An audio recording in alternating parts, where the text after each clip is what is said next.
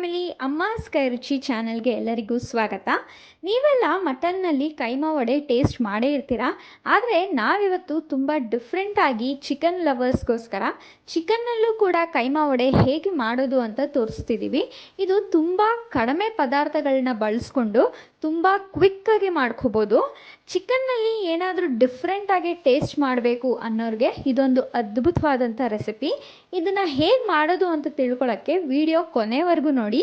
ಹಾಗಾದರೆ ಬನ್ನಿ, ಇದನ್ನು ಮಾಡೋದಕ್ಕೆ ಏನೆಲ್ಲ ಪದಾರ್ಥಗಳು ಬೇಕಾಗುತ್ತೆ ಅಂತ ನೋಡೋಣ. ಇಲ್ಲಿ ನಾವು 300 ಗ್ರಾಮಷ್ಟು ಬೋನ್ಲೆಸ್ ಚಿಕನ್ನ ತೊಗೊಂಡಿದ್ದೀವಿ. ಸ್ವಲ್ಪ ಅರಿಶಿನ, 1/4 ಟೇಬಲ್ ಸ್ಪೂನಷ್ಟು ಪೆಪ್ಪರ್ ಪೌಡರು, 1 ಟೇಬಲ್ ಸ್ಪೂನ್ ಖಾರದ ಪುಡಿ, 1 ಟೇಬಲ್ ಸ್ಪೂನು ಧನಿಯಾ ಪುಡಿ, ಇಲ್ಲಿ 6 ಟೇಬಲ್ ಸ್ಪೂನಷ್ಟು ಹುರ್ಗಡ್ಲೆನ ಮಿಕ್ಸಿಲಿ ಪುಡಿ ಮಾಡಿಟ್ಟಿದ್ದೀವಿ, 3/4 ಟೇಬಲ್ ಸ್ಪೂನಷ್ಟು ಗರಂ ಮಸಾಲ, ಇಲ್ಲಿ ಚಿಕ್ಕ ಸೈಜಿನ 2 ಈರುಳ್ಳಿನ ಚಿಕ್ಕದಾಗಿ ಕಟ್ ಮಾಡಿ ಇಟ್ಟಿದ್ದೀವಿ, 2 ಟೇಬಲ್ ಸ್ಪೂನಷ್ಟು ಶುಂಠಿ ಬೆಳ್ಳುಳ್ಳಿ ಪೇಸ್ಟ್, ಕೊತ್ತಂಬರಿ ಸ್ವಲ್ಪ, ಉಪ್ಪು ಮತ್ತು ಎಣ್ಣೆ. ಬನ್ನಿ ಈಗ ಹೇಗೆ ಮಾಡೋದು ಅಂತ ನೋಡೋಣ. ಮೊದಲಿಗೆ ಚಿಕನ್ನ ಒಂದು ಮಿಕ್ಸಿ ಜಾರಿಗೆ ಹಾಕ್ಕೊಂಡು 1-2 ರೌಂಡು ತರ್ತರಿಯಾಗಿ ಚಿಕನ್ನ ರುಬ್ಕೊಬೇಕು. ಅದು ರುಬ್ಬಾದಮೇಲೆ ಒಂದು ಪಾತ್ರೆಗೆ ನಾವೇನು ರುಬ್ಬಿಟ್ಕೊಂಡಿರೋಂಥ ಚಿಕನ್ ಎಲ್ಲನೂ ಹಾಕ್ಕೊಂಡು ಇದಕ್ಕೆ ಮಸಾಲೆಗಳನ್ನ ಹಾಕಬೇಕು. ಇದಕ್ಕೆ ಗರಂ ಮಸಾಲ 1/4 ಟೇಬಲ್ ಸ್ಪೂನಷ್ಟು, ಸ್ವಲ್ಪ ಅರಿಶಿನ, ಪೆಪ್ಪರ್ ಪೌಡರ್ 1/4 ಟೇಬಲ್ ಸ್ಪೂನಷ್ಟು, ಖಾರದ ಪುಡಿ 1 ಟೇಬಲ್ ಸ್ಪೂನಷ್ಟು, ಅದಾದಮೇಲೆ ಧನಿಯಾ ಪುಡಿ 1 ಟೇಬಲ್ ಸ್ಪೂನಷ್ಟು ಹಾಕ್ಕೊಂಡು ಇದಕ್ಕೆ 2 ಟೇಬಲ್ ಸ್ಪೂನಷ್ಟು ಶುಂಠಿ ಬೆಳ್ಳುಳ್ಳಿ ಪೇಸ್ಟ್ನ ಹಾಕ್ಕೊಬೇಕು. ಇಲ್ಲಿ ಈರುಳ್ಳಿಗೆ ಒಂದು ಸ್ವಲ್ಪ ಉಪ್ಪನ್ನು ಹಾಕಿಬಿಟ್ಟು 2-5 ನಿಮಿಷ ಹಾಗೆ ಬಿಟ್ಬಿಡಿ. ಆ ಥರ ಬಿಟ್ಟಾಗ ಈರುಳ್ಳಿಲಿರೋಂಥ ನೀರೆಲ್ಲ ಬಿಟ್ಕೊಳ್ಳುತ್ತೆ.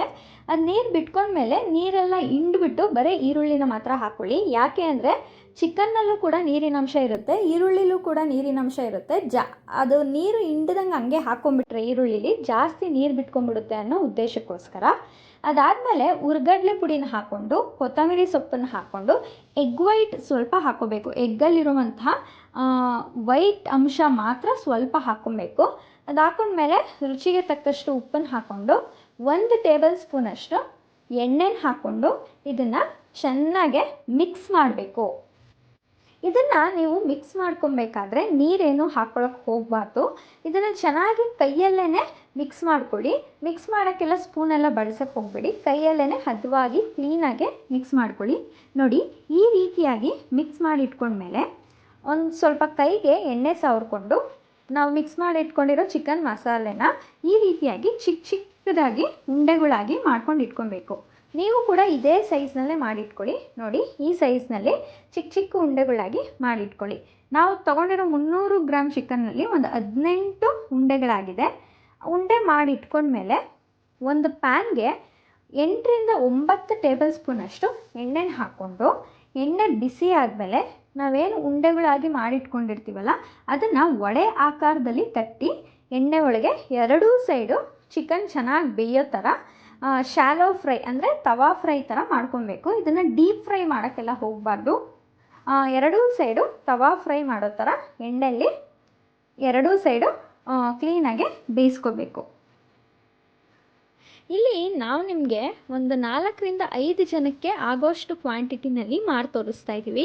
ನಿಮ್ಮನೇಲಿ ಏನಾದ್ರು ಜಾಸ್ತಿ ಜನ ಇದ್ದರೆ ನಾವು ತೋರಿಸಿರೋ ಪ್ರೊಸೀಜರಲ್ಲೇ ಡಬಲ್ ಕ್ವಾಂಟಿಟಿ ಅಂದರೆ ಮಸಾಲೆನೆಲ್ಲ ಸ್ವಲ್ಪ ಜಾಸ್ತಿ ಹಾಕ್ಕೊಂಡು ಚಿಕನ್ ಸ್ವಲ್ಪ ಜಾಸ್ತಿ ಹಾಕ್ಕೊಂಡು ಮಾಡ್ಕೋಬೋದು. ನೋಡಿ, ಇದು 2 ಕಡೆ ಕೆಂಪಗಾಗಿ ಚೆನ್ನಾಗಿ ಚಿಕನ್ನೆಲ್ಲ ಬೆಂದಿದೆ, ನೋಡ್ತಾ ಇರ್ಬೋದು ನೀವೇ.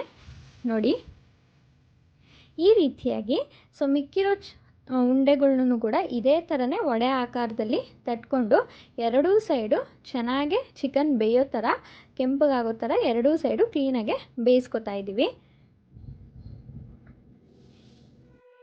ನಾವು ತೋರಿಸಿರೋ ಥರನೇ ಮಿಕ್ಕಿರೋ ಎಲ್ಲ ಉಂಡೆಗಳ್ನೂ ಇದೇ ಥರ ವಡೆ ಆಕಾರದಲ್ಲಿ ತಟ್ಕೊಂಡು ಎಣ್ಣೆಯಲ್ಲಿ 2 ಕಡೆ ಕ್ಲೀನಾಗೆ ಬೇಯಿಸ್ಕೊಂಡ್ರೆ ತುಂಬ ರುಚಿಯಾಗಿರುವಂತಹ chicken keema vada recipe ready ಆಗುತ್ತೆ. ಇದು ಸಾಸ್ ಜೊತೆಗೆ ಅಥವಾ ಗ್ರೀನ್ ಚಟ್ನಿ ಜೊತೆಗೆ ಒಳ್ಳೆ ಕಾಂಬಿನೇಷನ್. ಇದನ್ನು ನೀವು ಈವ್ನಿಂಗ್ ಟೈಮ್ ಸ್ನ್ಯಾಕ್ಸ್ ಆಗಿ ಕೂಡ ಕೊಡ್ಬೋದು, ಮಕ್ಳಿಗೂ ಕೂಡ ಕೊಡ್ಬೋದು, ತುಂಬ ಇಷ್ಟಪಡ್ತಾರೆ.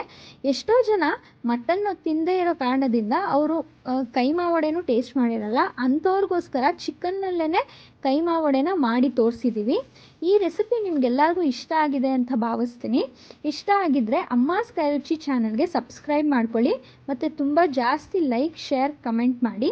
ನಿಮ್ಮ ಫ್ರೆಂಡ್ಸ್ ಆ್ಯಂಡ್ ಫ್ಯಾಮಿಲಿಗೂ ಈ ವಿಡಿಯೋನ ಶೇರ್ ಮಾಡಿ. ರೆಸಿಪಿ ಹೇಗಿತ್ತು ಅಂತ ನೀವು ಕೂಡ ನಿಮ್ಮ ಮನೇಲಿ ಟ್ರೈ ಮಾಡಿ ನಮಗೆ ಕಮೆಂಟ್ ಮೂಲಕ ತಿಳಿಸಿ. ವಿಡಿಯೋ ನೋಡಿದ್ದಕ್ಕಾಗಿ ಎಲ್ಲರಿಗೂ ಧನ್ಯವಾದಗಳು.